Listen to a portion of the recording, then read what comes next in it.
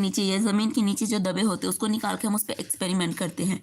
Rock from the sediment and a cross section earth crust indicated the arrangement of sediment और one over the other during the long history of the earth. Different age rock sediment contain fossils of a different life from who probably died during the formation of the particular sediment.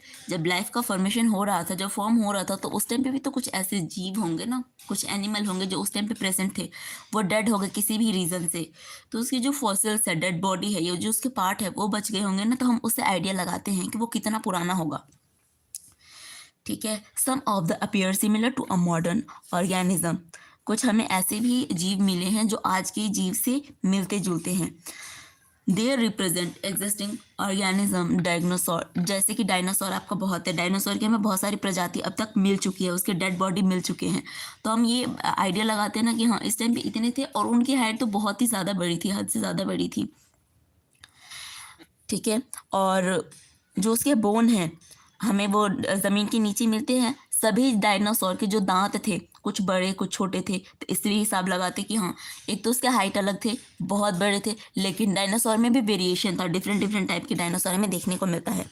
आज भी 2024 में भी ऐसे बहुत सारे आप देख सकते हो। ठीक है। Study of a fossils is a different sedimentary layer of indicate करता है एक जूलॉजिकल पीरियड को which the existed the study show in the life form varied life को फॉर्म के बारे में हमें और बताता है over the time and certain life from the restricted certain zoological time Spain. देखो पहले तो आपके डायनासोर का टाइम था, ठीक है, सबको पता है, लेकिन ऐसा क्या हुआ कि सारे डायनासोर मर गए? ये भी तो बहुत सोचने वाली बात है ना। तो ये बताते हैं hence new form of a life have arise at a different time in the history of the earth. यहाँ पे है न्यू फॉर्म हुआ लाइफ का, अराइज हुआ different time in the history of the earth, और यहाँ पे बहुत सारे ऑर्गेनिज्म डेवलप हो गए। ऑल दिस कॉल्ड अ पैलेंटोजोल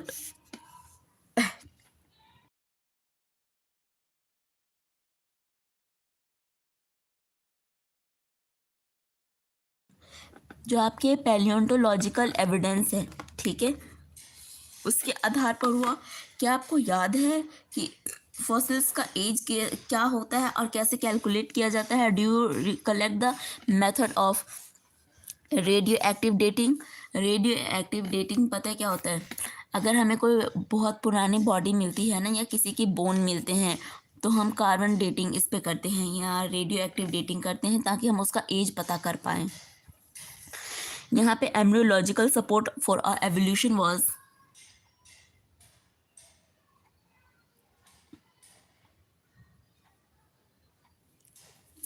ठीक है।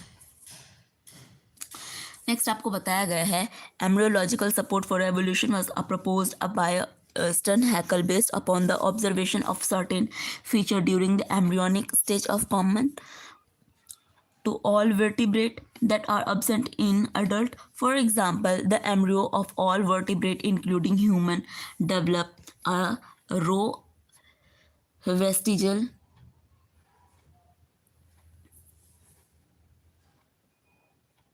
क्या हो गया, ये हैंग क्यों कर रहा है? ठीक है।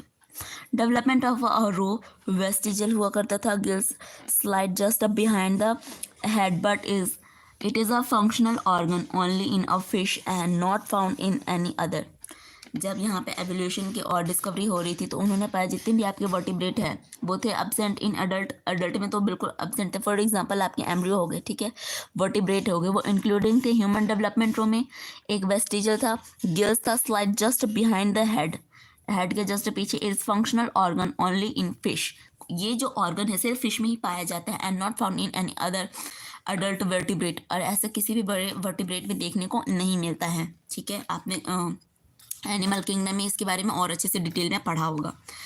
This proposal was disapproved on a careful study performed by a Carol Erston Moon, where he noted that embryo never passed through the adult stage of the other animal. Comparative, यहाँ पे जो anatomy है, morphology है, show करे similarity को and difference among the organism of today those that existed year ago, कुछ time पहले ही। ठीक है,